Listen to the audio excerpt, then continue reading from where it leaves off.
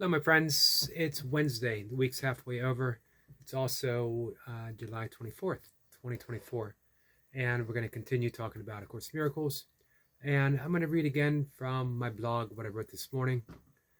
Um, Sometimes I'll take a concept or a thought. I think eventually we're going to do some workbook lessons together. We'll see. We'll see how that goes.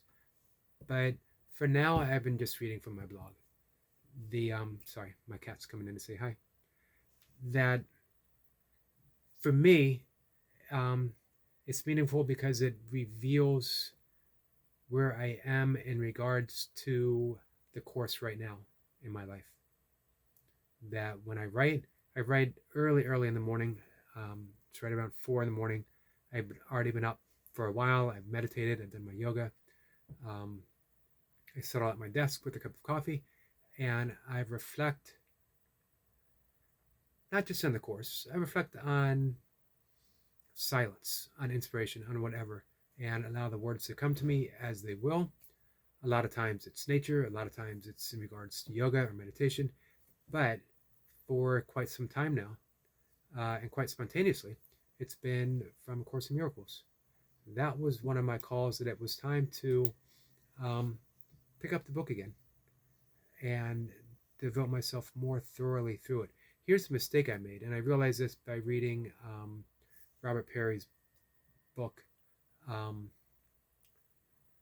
I can't remember the title. However, Circle of Atonement is his organization, and the message that he had is the mistake of thinking of the course as a teaching or as merely a course and not as a practice, not as something that we do every single day. And that's the mistake I made when I finished the text and the workbook back in 2009. I laid it aside, figuring, well, it was a worthwhile endeavor. I've gotten everything I need out of it. It'll work through me, and it does to an extent. But it's only when it becomes a practice, um, focused, and a declaration that I will live my life from the tenets of A Course in Miracles, that I will surrender. I will surrender to the Holy Spirit and allow my life to be guided to the best that I'm capable of. That it begins to truly make sense.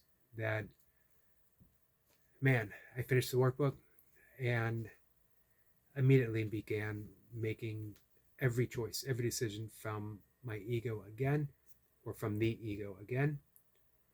And life returned as usual, pretty much.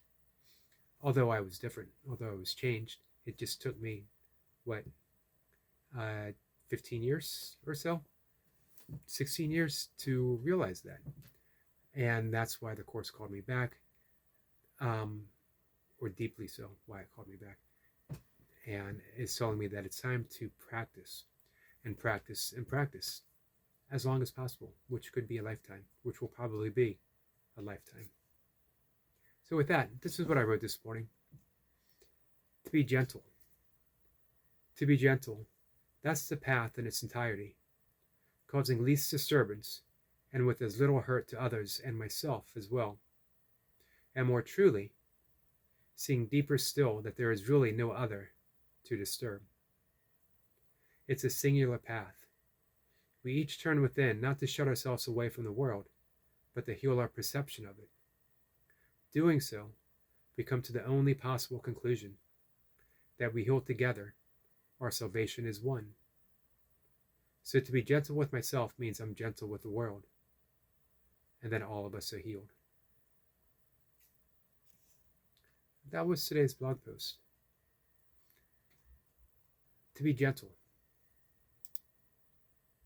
Truly, starting with myself. To be gentle with myself means to release judgment.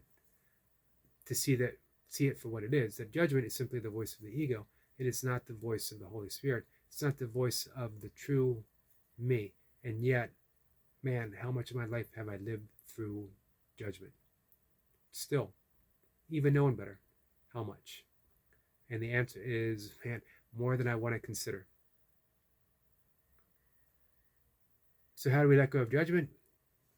We don't. One, If we believe that we are the ego, we still don't, because the ego survives by judgment. 2, we don't, the statement meaning as spirit, as already whole, unconditional love, judgment isn't part. It's not present. It's not even recognized. So all we do is forgive, and judgment is released on its own. As we forgive, as I wrote here, we heal our perception of the world, and we heal through forgiveness.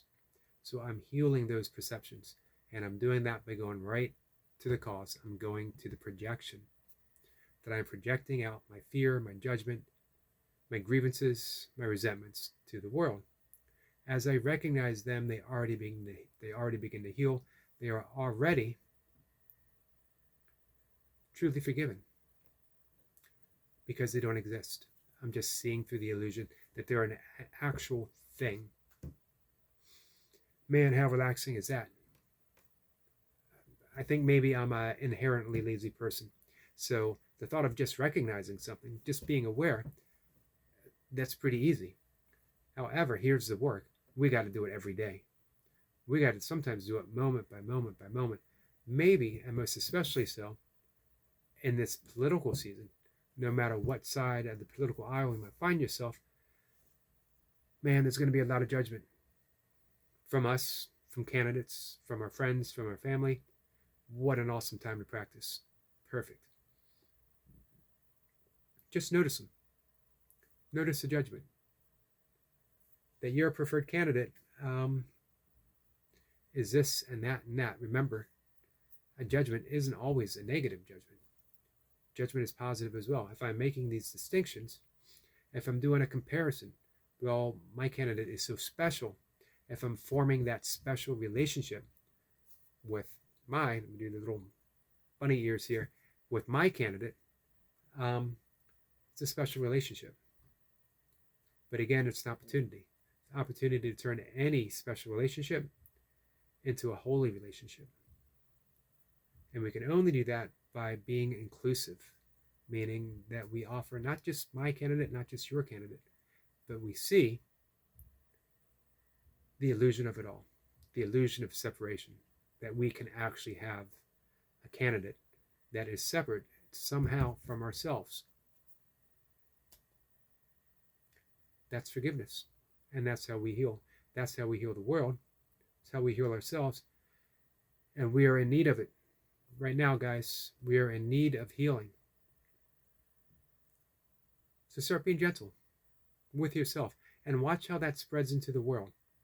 A little bit of gentleness with yourself, and you'll start noticing all these little things, all these opportunities to be kind, to be gentle, to be compassionate. It's who you are. Now just show the world who you are.